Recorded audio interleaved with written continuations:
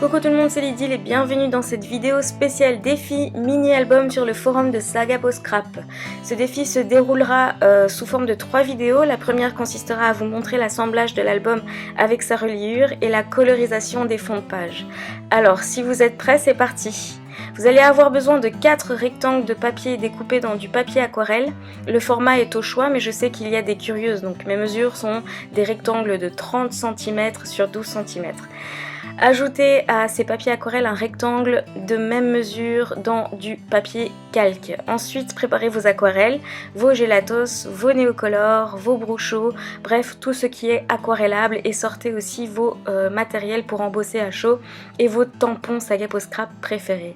Alors ici, j'ai une petite palette sous forme de feuilles. C'est des palettes feuilles. Dès que vous avez utilisé une feuille, vous pouvez la jeter, que j'ai acheté chez Action, si vous voulez savoir.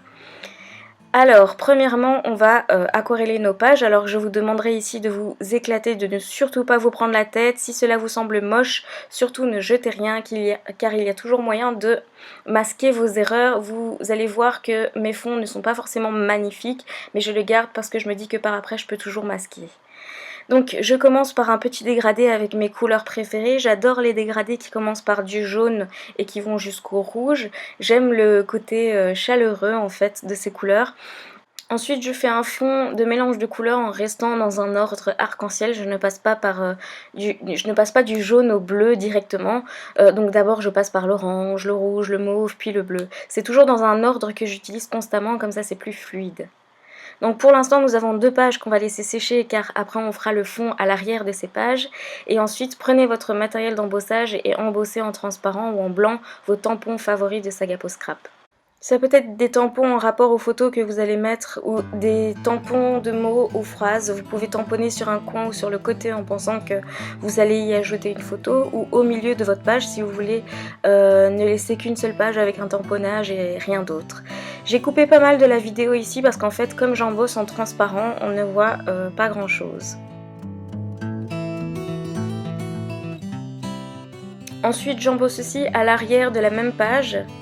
Et je passe directement de l'aquarelle par-dessus après l'embossage.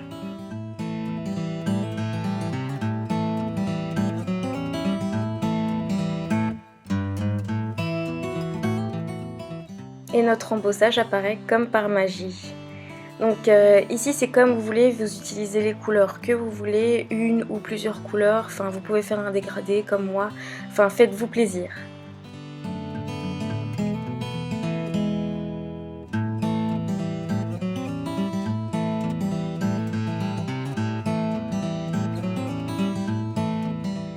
À l'arrière, j'utilise pour les fonds des brochos que je passe sur mon embossage. Ça donne aussi tout un chouette style aquarelle, mais différent. Par contre, je ne sais pas vous, mais les brochos c'est quand même un sacré calvaire à faire, à utiliser. Il y en a plein partout et c'est super difficile à nettoyer. Il ne faut pas en mettre trop ni trop peu. Ça reste sur les doigts pendant 3 jours. Donc j'essaie de pas trop les utiliser parce que finalement je trouve que le final donne super bien, le rendu donne super bien. Mais à chaque fois que je les utilise, je regrette un peu après parce que c'est vraiment un calvaire à nettoyer. Et donc on continue dans la colorisation des fonds et je continue de faire des petits dégradés, mais cette fois-ci dans les coloris verts. Je sais que ça conviendra bien avec mes photos. Et je continue à faire des fonds avec les brochos, donc quitte à salir une fois, quitte à les utiliser un peu plus souvent, sachant que je les sortirai plus pendant un moment.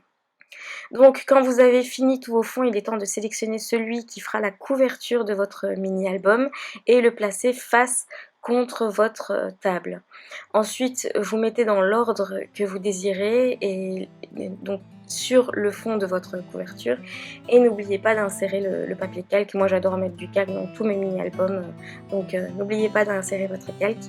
Ensuite vous pliez le tout en deux en appuyant bien sur le pli et on va relier tout ça avec une méthode bien simple. Donc sortez une gomme et une agrafeuse normale, donc placez la gomme sous le pli des pages et vous ouvrez votre agrafeuse. Ensuite vous agrafez sur le pli. Vous décalez ensuite la gomme plus loin sur le pli de l'album et agrafez à nouveau. Ensuite vous enlevez la gomme et pliez les agrafes à l'intérieur de votre album.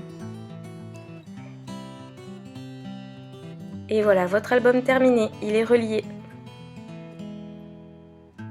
Voilà donc la première étape de cet album qui est faite. On se retrouve donc dans la prochaine vidéo pour la suite. Si vous n'avez pas encore de photos pour cet album, vous avez le temps de faire un petit photoshoot et de les imprimer. Donc à bientôt dans la prochaine vidéo.